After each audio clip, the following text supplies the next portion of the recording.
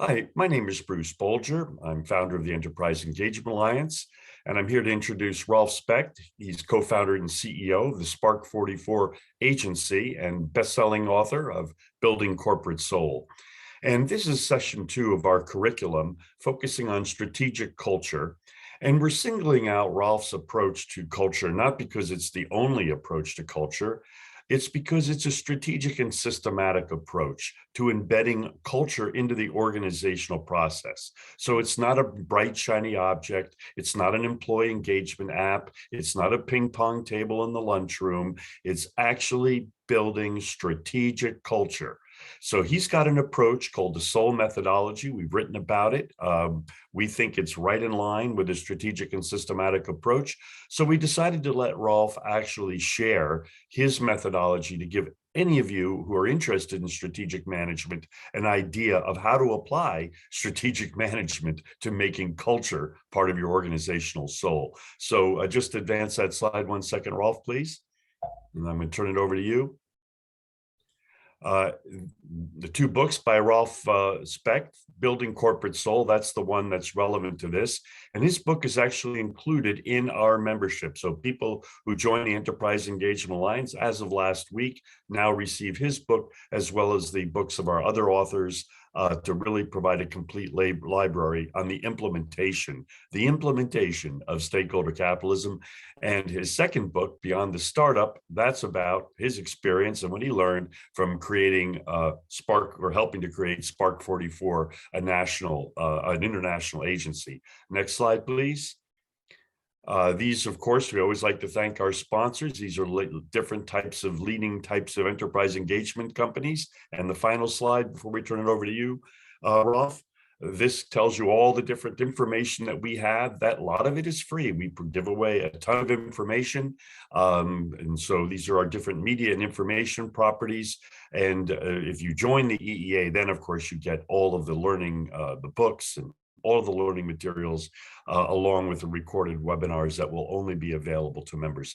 So Rolf, I'm going to turn it over to you now, and I'm going to sit back and enjoy. And folks, enjoy the future of business with soul. Thank you, Bruce. My pleasure to be here and share my thoughts and my thinking on corporate culture and the strategic elements of corporate culture. So the future of business must have soul. That's the title of this webinar. And I'm going to show you why I think this is so critical in just a few minutes. We've already talked about the 2 books. They're both connected in a way. Building Corporate Soul shares the philosophy of leadership, the framework, actually, the soul system, as the small headline says, powering culture and success with the soul system. And Beyond the Startup is the application of the company I was a co-founder of and was in charge as CEO until the end of 2019. So you might not necessarily know about Spark 44 and talking about my background, which is all about advertising. That was Truth Well Told, McCann Erickson, and I guess everybody of our viewers today will be aware of the priceless campaign of MasterCard that McCann Erickson developed at the end of the 90s. And so it's been around for quite a long time. Spark 44 was the joint venture agency for Jaguar and Land Rover on a global basis. And many of our US folks will remember the Super Bowl campaign, Good to Be Bad, with the British villains. Now, let's move straight into why we're doing this, right? I mean, there's this wonderful statement from Anne Mulcahy, who was the former CEO and chairwoman of Xerox. Back in the day, I think it was 2003, she made that statement. Employees are a company's greatest asset. They're your competitive advantage. And that statement has been quoted over and over again, yet there's not many companies that actually focus on that as they could and as they probably should.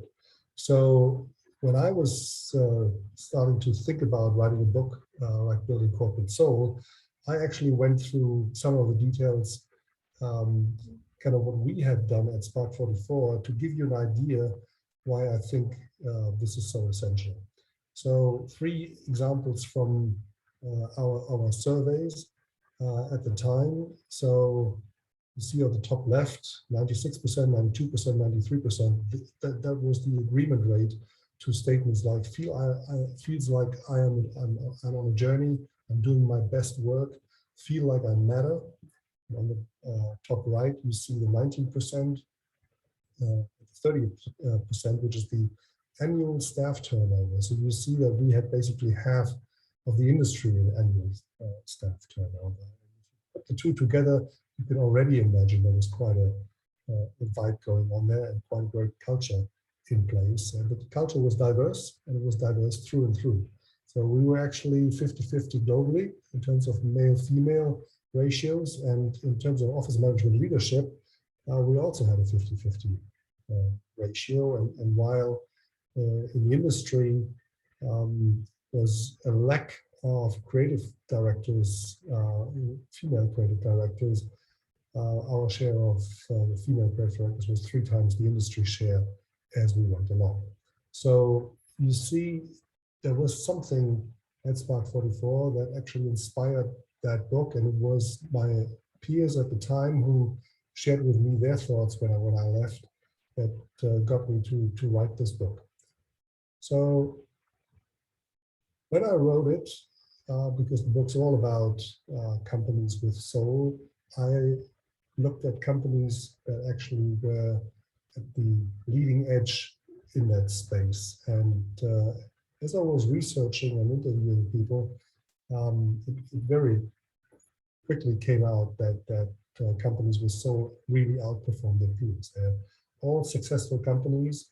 And as I was finishing writing the book, I actually took the surveys that I was researching with and created an index.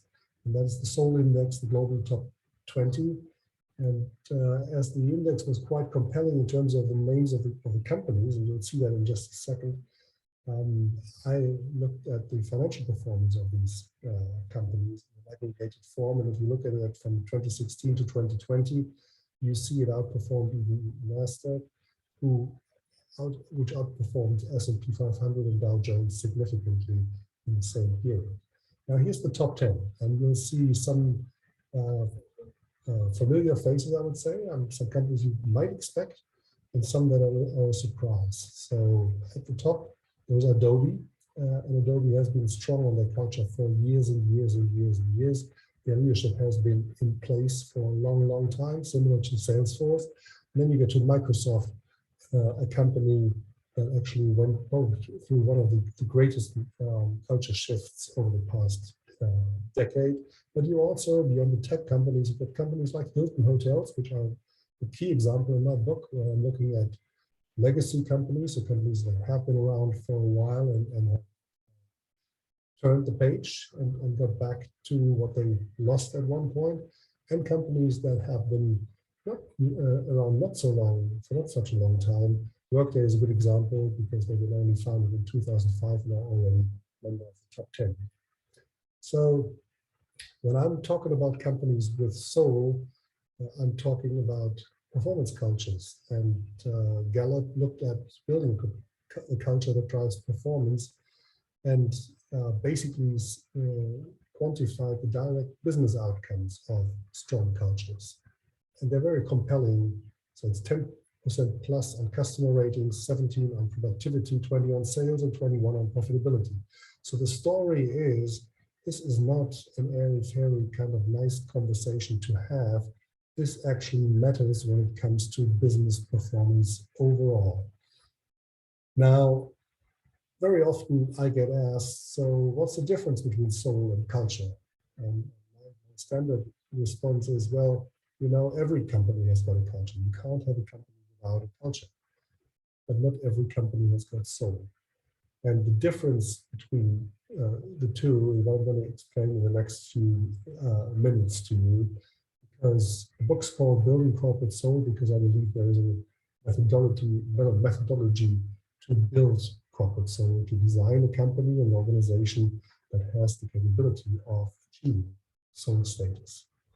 So one of the questions, and in the book we've got what I call the soul searching questions in each chapter. is, are your leadership principles clear to everyone? Does everybody in the company understand the leadership principles of the C-suite of the firm? Very important, because if those are not understood, it's very, very difficult for companies to build a coherent and consistent culture. Now, the model looks at 3 levels. At the top, it says shared purpose, then there's the shared understanding, and then comes the shared behavior. And corporate soul requires integrity of all of these 3 levels. So they all the 3 need to be linked and in sync. And the word shared already suggests that there is an element of communication that needs to be in place. We've had purpose discussions for the past, whatever, 10, 15 years. And they're very useful, they're very important discussions, but often they stop at a point when I think where this journey really needs to start, which is the sharing element. And sharing comes in 2 forms. On the one hand, horizontally shared with or shared by the leadership team, so all members of the C-suite, to not just agree to the words, but also agree to the actions they imply, and then to be shared with the entire workforce, with all stakeholders. Everybody needs to be aware of what the purpose of the company is. And that sounds like something that should be very easy to be done. It is, actually, I think. Can be easily done, but it needs to be done. And that's where it often fails, because people think, well, we've told everybody once, and now they should get the purpose and everything else. Well, the reality is they don't. And so it needs repetition by the leadership, and it needs to be anchored inside the entire organization.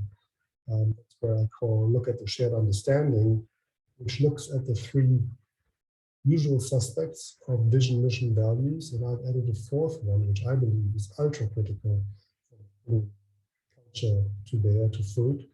That 4th element is what I call spirit. So vision is clear, we'll talk about that always in a second, but spirit, I think, is a fundamental moment of reflection, which I'm expecting the leadership team to reflect on the spirit of the company that they would like to see and feel. And that basically is the intended culture put together in words. And last but not least, it's where the rubber hits the road probably, are the shared behaviors, because you can have the greatest purpose on earth and you have the greatest mission and vision and values and spirit. If it doesn't translate into behaviors, you will never get to a company with soul. So integrity of these 3 elements is ultra critical to bring corporate soul to life. And it's a little video that explains the soul system and what it does. I think at the end, and we'll see that in a second, we're looking at fundamental questions that we're going to look into at the end of the presentation. Oops, so the soul system, as I mentioned, it's got the shared purpose at the center, and then vision, mission, values, and spirit, and then 8 elements around it. And those elements we're going to look at in a second. So here's a few definitions that we need in order to make sure that we're all talking about the same thing.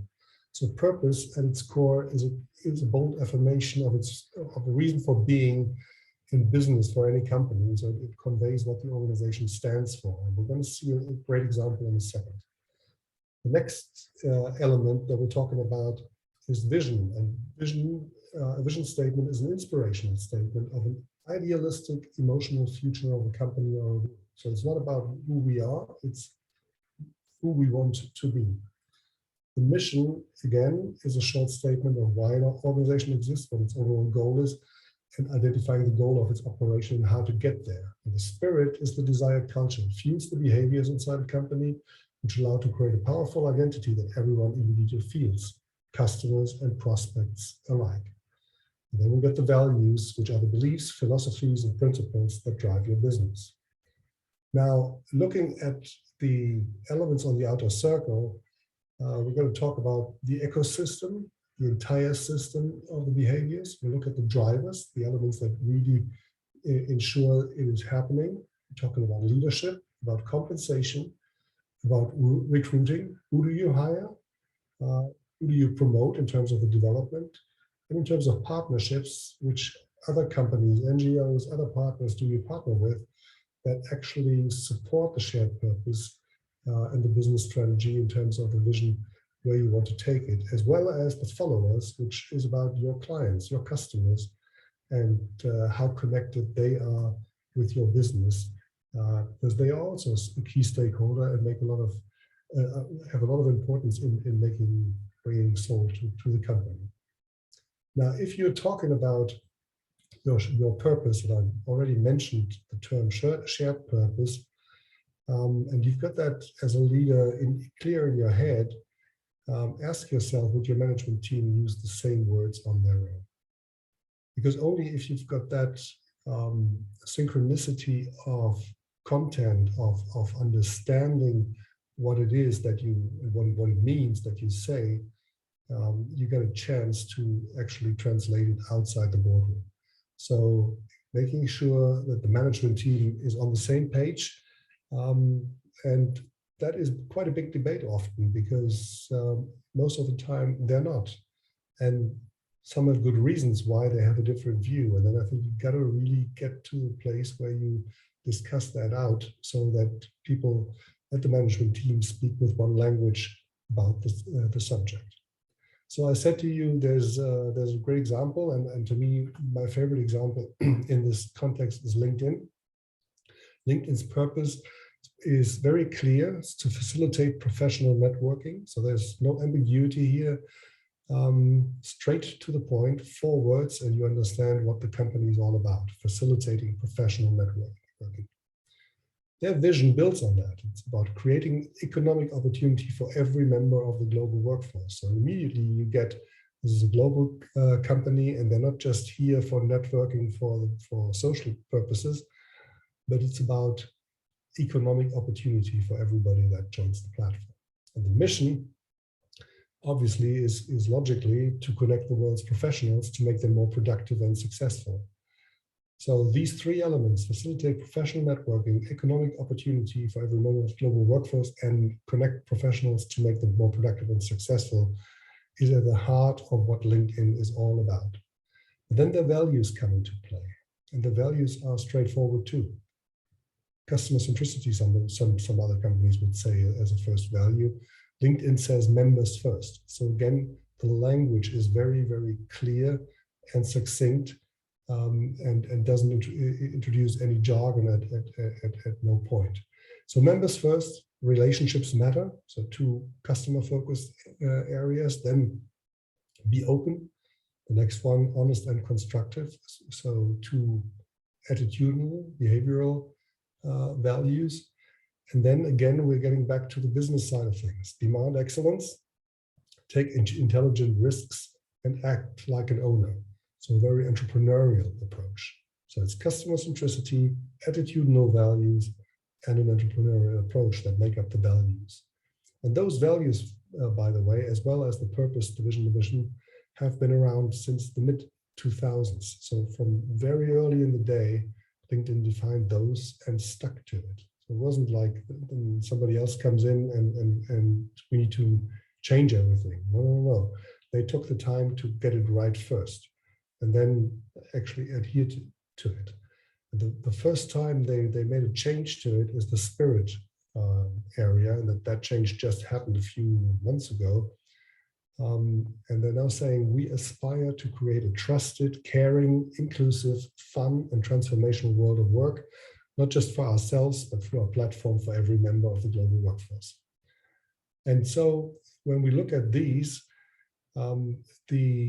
they are really looking into the depth of the words. So aspire was chosen because we set the bar high as a company. We play up, is what CEO Ryan Roslansky said.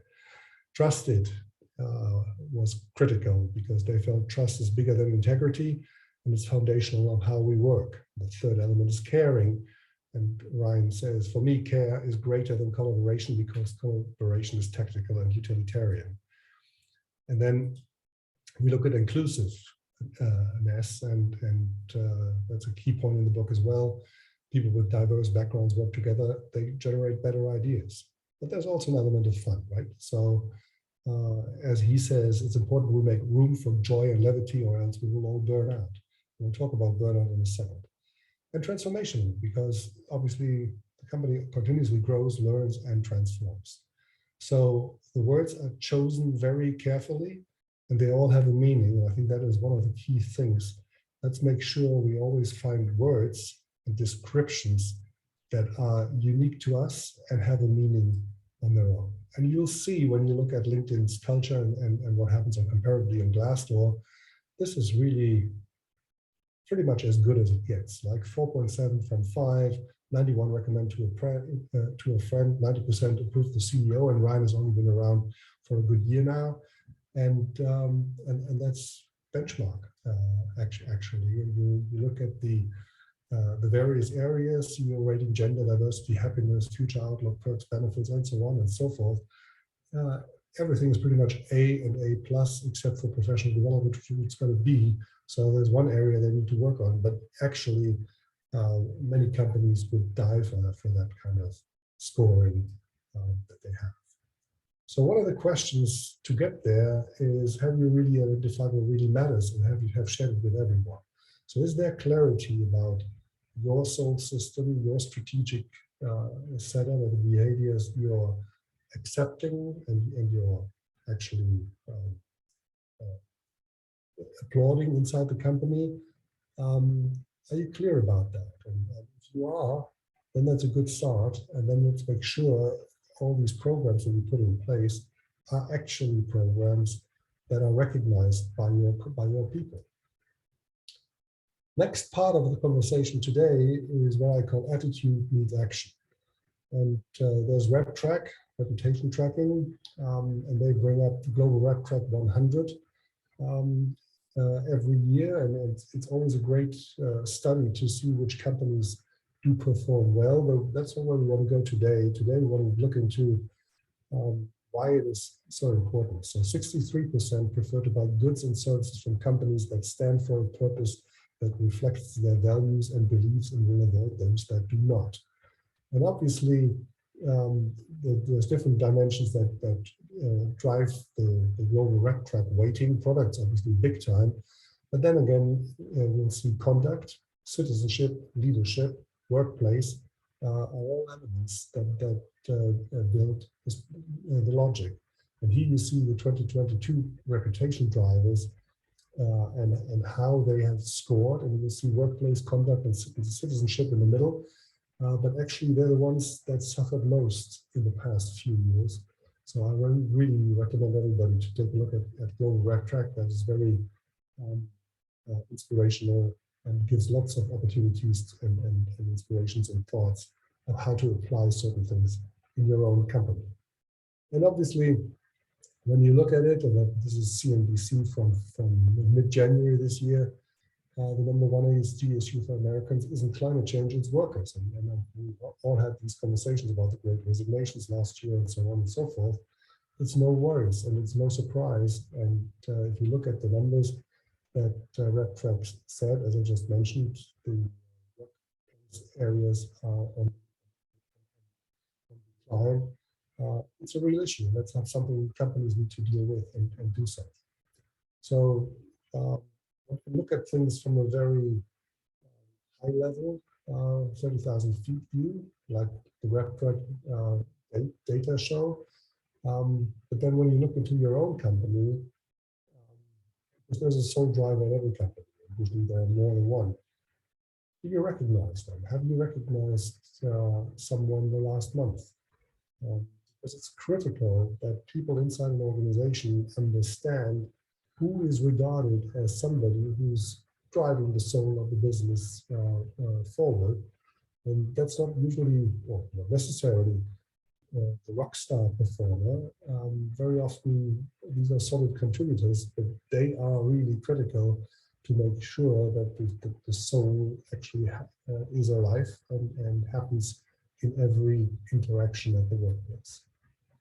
Now, when we're talking about culture, one thing is critical, and I think you've already seen this when you were talking through purpose, vision, mission, and values and spirit. Culture needs clarity. Words matter and clarity matters. So EY did a study which is called the business case for purpose, and discussed or asked 5,000 executives about their thoughts on the impact of purpose. And the numbers are great. If you look at it from this angle, 89% say an organization's shared purpose will have employee satisfaction. 84% say our transformation efforts will have greater success if integrated. And 80% say there's going to be greater customer loyalty. Perfect, you could say, think. So why are we having this debate and why are we having this webinar? Now, as the CEO from EY says, purpose can be used to tap into our basic human need to be part of something greater than ourselves. And that is true, to contribute to a wider group or a bigger goal. Now, we just looked at the 5,000 executives, of which 80+% said, well, this is great, we need it, and so on and so forth. Now, the same 5,000 executives have a different view in terms of approvals when you ask these questions. Our organizational strategy is reflective of our sense of purpose. Well, 50%. Our staff have a clear understanding of purpose, core values, only 38%. And our business model and operations are well aligned with our purpose, 37%. So the way I would put it, everybody gets that it matters, but significantly less people, significantly less organizations put enough importance to it to make it happen in the real life, in the real world. Now, key question is, do you and your management team have a clear sense of shared purpose of your firm? Right, on my website, you can do a check and see kind of what level of soul your company already has. And one of the questions is about you and your management team. And it's very interesting. I always enjoy looking at the results because some do and some clearly don't. And it's so critical. Now, what it also means, and you've already seen the strategic elements being very closely linked to each other, there needs to be a connected employee value proposition. Right? This is not necessarily just about employer branding and putting nice photos and slogans onto things. This is about what reputation is talking about it. This is about ensuring that the value proposition to your employees is in sync with your soul system. And Microsoft, again, is a great example, number 3 in the Soul Index. Their company purpose is to empower every person, every organization on the planet to achieve more. And their value proposition is be the one who empowers millions. So you see immediately how close they are connected. And if you're talking about that, be the one who empowers millions, you can already imagine tons of implications for HR and for the business, how to allow employees become the one who empowers. So that is ultra critical. Again, very, very important to make sure these things are in sync. And you see, that's the Just Capital ranking of Microsoft, how they do. And so there's rating, I mean, the score is 86.7. And you'll see on the left side, the 5 areas: workers, communities, shareholders, governance, customers, and environment. And workers matter most, 39%. And Microsoft is doing great there, 12 overall, 2nd in the industry. Pretty good. Communities, they're number 1 in the industry. Number 2 on shareholders. Number 9 on customers, and number 2 on the environment, also across all 900 plus companies in the Just Capital index. So you can see they put the right emphasis on the right things, on the things that matter to drive that success forward. And you compare them with other companies. We've seen Hilton in the Soul Index, they're number 2 in their industry, but obviously that only leads to number 355 overall. Microsoft as number 3 overall, and as in the Soul Index, and Accenture, for instance, turns out to be the number 3 in the commercial support services and the seventh of all 954 companies. And as you see, the scores are differently per category. And you see that the software industry is pretty much high up there. And restaurants and leisure are only at 53% in that box. So different industries are in different places. That's why it's good to look at other industries and learn from them. And it's also critical, obviously, to see how to evolve and develop in the industry that you're working in. So coming back to the shared purpose, as you see that, that it's kind of my broken record in this context, and we've talked about shared. And so get inside a company or get into your company, ask the receptionist, so what's the shared purpose of this place? Would they be able to have a good sense of it? I mean, there's always the perfect example of the janitor at the NASA facilities when Mr. Kennedy, President Kennedy, came along and asked, what's your role here? And he said, I'm here to put a man on the moon. And there you go. Shared purpose is very clear to that person because it's been shared with them across the board. And then obviously purpose means honesty. We've seen a lot of purpose washing. There's a lot of sensitivity for all the right reasons. I want to share one great example, which is Procter & Gamble, and they're always product line. So P&G's purpose is about delivering branded products and services of superior value and quality that improve the lives of the world's consumers now for generations to come. And for the Always brand, they've interpreted it as the Always empowers women to live life without limits. And one of the programs, which is the hashtag Like a Girl activity, did exactly that. And it was one of the most effective programs. Actually, when we grabbed our global Effie for Good to Be Bad, hashtag Like a Girl, and P&G was together with us on the stage because there was a stronger campaign with female consumers around the world. So, but you see, marketing is based on the shared purpose of the company and the purpose of the brand that's been defined for Always in the P&G environment. Talking about marketing and talking about customers, do customers feel like clients or do they feel like real ambassadors or even disciples? I mean, there's lots of brands that they're like, well, I'm actually more a disciple. And look at Tesla these days, you look at Porsche, both in the car space. But you also look into the old times where people were like, I only get my coffee at Starbucks, right? And there's many more examples here. So companies with soul usually are able to turn their customers into real ambassadors and in some cases even disciples. So there is as we've seen from the Gallup numbers in the beginning, there is an immediate connection to customer success. And we've talked about it already as well. Companies with soul drive more revenue with healthier staff.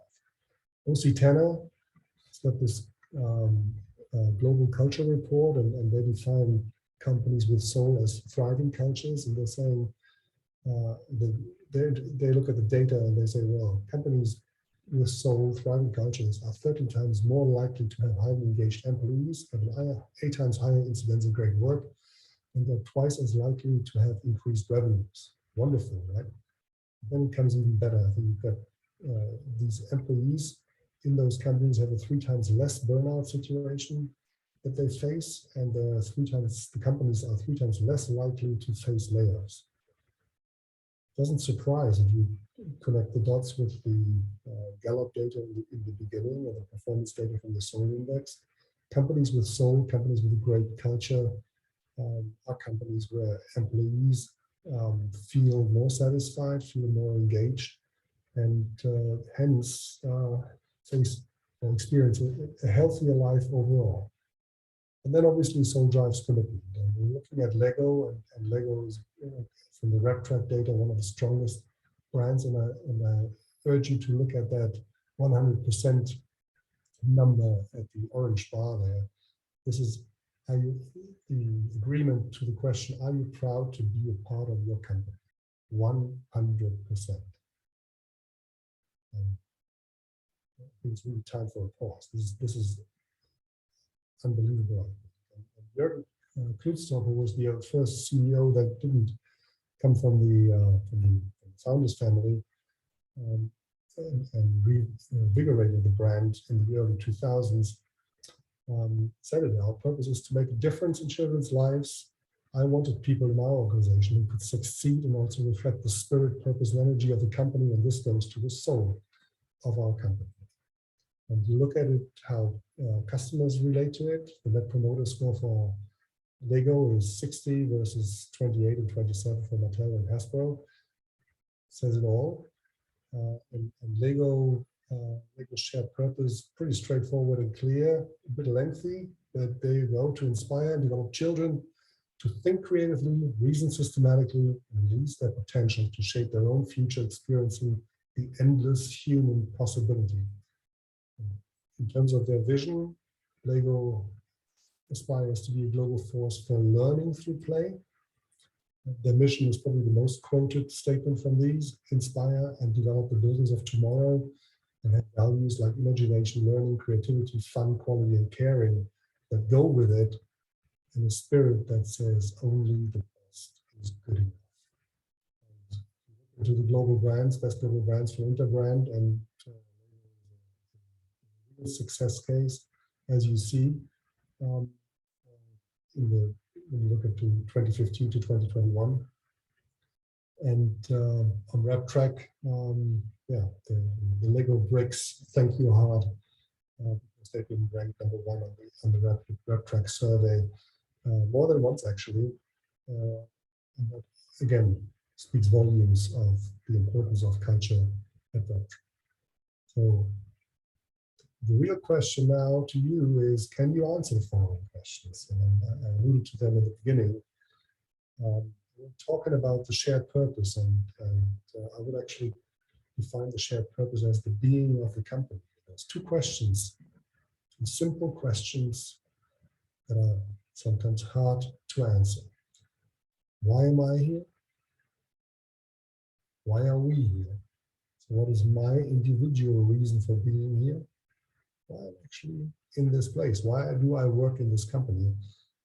And why are we here is, why are we as the collective of the company here in this place today? And why are we happy to be here? And remember the Lego number, 100% proud to be here.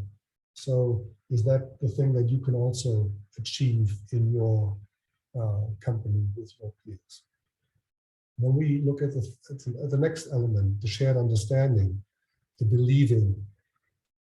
So the being and the believing. Remember, shared understanding was about vision, mission, values, and spirit. So what do we believe in? Is this vision something that we all believe in, that we all actually buy in? And how do we shape belief in others? How do we become the missionaries that actually drive that belief with everyone else in our company? And if you can answer those questions and you find your way to do that, you're on the right path to make sure that the word shared and shared understanding is actually taken very, very serious.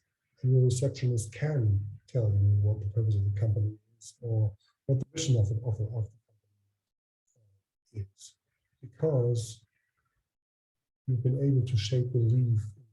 This is a realistic and ambitious and aspirational thing that the company is trying to achieve.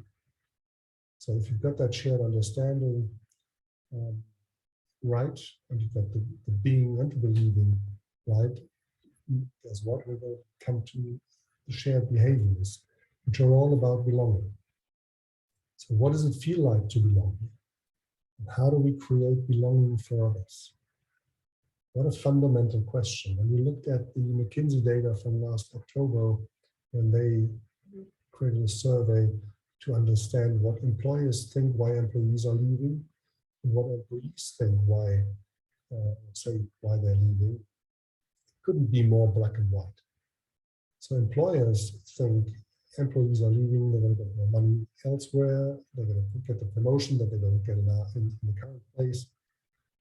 Basically, these two things predominantly that drive the belief that employers think why employees. You ask the employees, that doesn't happen. Of course, when they're starting a new job somewhere else, money is an element, no question about it. The promotion might be an element, but the one key reason why employees are leaving in states and are re-evaluating whether their workplace is the right workplace tomorrow as well is because they don't feel any sense of belonging. They don't feel valued by their manager or they don't feel valued by the organization, but overall, they don't feel that sense of belonging to the company. So hence the question of what does it feel like to belong here? And how do we create belonging for others are fundamental questions for leaders to put on the table and work with their teams to find the answers, because these questions are critical for companies to not only retain a great workforce, but also to attract great people to ensure that the workforce of the future is really perfect, suited for the performance that the company will need to be strong and powerful in the marketplace. So being, believing, belonging, the three Bs are the end of today's webinar. So my vision is to make SOULLESS companies a thing of the past. I think it's about time to make sure that happens. There's quite a few already that have achieved that, and I think there's definitely room for more companies to create strong cultures, thriving cultures, powerful cultures that are human-centric and performance-driven at the same time. So thank you very much. Well, Rolf, you're not quite done yet. We have a few more minutes, and I thank you very much. And I want to tell you that I love the simplicity of the framework. It's easy to understand. It's really all about taking corporate purpose and making it the foundation of your organization rather than a poster on the wall. And what's really good about your program or your session today are those great case studies that really show in a meaningful way, what this looks like. And that people always want examples. And the other thing, though, that they really need, and I want to get your views on this, is somebody, and I'm watching the time here to make sure that we're respectful of our time, and we are, is the actual implementation beyond. So you said something very important. You've got to get all of your C-suite and your management singing the same tune. And they have to have this baked in to everything that they do, right? But the big issue, and I want to get your thoughts on this, having run a pretty big agency, is that you often, and I think you said this earlier, people are working at cross purposes. So as you each know, that businesses are like a fiefdom, and marketing has one view, sales has another view. Sales and marketing often don't get along. HR doesn't get along with sales, marketing. How do companies break down those barriers? What is the practical way? Because if they're not singing the same tune, how are we going to make companies, authentically soulful? Well, I think singing the same tune is a good visualization, because everybody can imagine the moment when you want to close your ears because you can't hear that anymore, because everybody's singing different tunes. So if you're a choir and you want to sing a tune, that requires a lot of practice. And the same is true here. It requires a lot of practice. I mean, one leader said to me the other day, he said, you know, what's really tough is repetition, repetition, repetition. You always have to repeat and repeat and repeat because people hear it and they might register it, but you never know whether they take it to the next level into action in their field. So you have to do that continuously, and especially at the leadership team, because if the leaders are not aligned, how can they ever ask their people to be fully aligned? So I think it all starts with reflection, and that's what these 6 questions are for. So questions to reflect on, and I would recommend everyone to just try it themselves and find an answer to these questions. It's hard. It's not an easy answer. And if you get like 7, 8, 9, 10, 12, 15 leadership colleagues, and everybody tries to find the answer to those, look at the results, be open about it, be transparent about it. And once you are, you find out where the gaps are, where the misunderstandings are, where I always thought we meant this. Mm-hmm. And I think you need to take that moment in time to actually get to the song sheet first, because most companies don't have that song sheet. They might have elements of it, but somebody did the purpose once, and then somebody else did the vision 2 years later, and then something happened, and the mission is different, and we got a situation here and there, and it really shows if companies have that. And as we all know, I mean, trust is hard to earn; it's easy to lose, and there are many companies that are facing difficult situations. I mean, economy isn't easy for many companies. Lots of challenging situations right here, right now. So how do you guide management to take the right decisions? And LinkedIn is a good example. Airbnb is another great example. I mean, everybody probably has heard of Better.com because of the fact that they fired 25% of their workforce, which were 900 people last year, via Zoom. Now, everybody's also heard about Airbnb, but not for the same reason. But actually, Airbnb also had to let go 25%, but it wasn't just 900, it was 1,600 people. But nobody heard about it. It wasn't the big news. It wasn't the big scandal or anything. And why? Very simple, because Airbnb stayed true to its purpose. And the communication of the CEO has been transparent. It wasn't like a shock from all of a sudden from 1 minute to another, everything was different. He built on a difficult, challenging situation when COVID started, and he kept people in the loop. And so that is a great example, I think, for when a company hits a difficult moment, and a mass layoff of 25% of your staff is a significant moment where purpose and culture can help actually for management to take the right decisions of how to go about it, but also for employees, both the ones that stay as well as the ones that go, to actually make peace with the situation and don't leave the moment with a trauma, because it can easily become one. Well, Rolf, I think in closing, you've been a really great, really second part of our 9-part or 10-part education program, because you really set the foundation there. Without purpose and without authentic purpose baked into the organization, all of this is a waste of time. And the sad reality is that most companies will not pass your quiz, period, the end. I don't think more than 10%, 15% could authentically say that. Really would meet. I could be wrong. What do you think? What percent? I don't know. It's very hard to guess. I mean, whenever people do the test and I get the random examples, I'm always curious. And well, I mean, there's perhaps 30% which are really, really poor at the very low end. And you're probably right. There's probably 10, 15, 20% that seem to be getting it pretty much but there's a lot of space used in the middle ground of companies who got certain elements ready, but have not considered others, or as the EY study says, have got the elements, but have not been able to implement across the firm. And that, by the way, I'm just because we're just about wrapping up, is exactly the purpose of this education program. We thank you, Rob. It's to get to the brass tacks.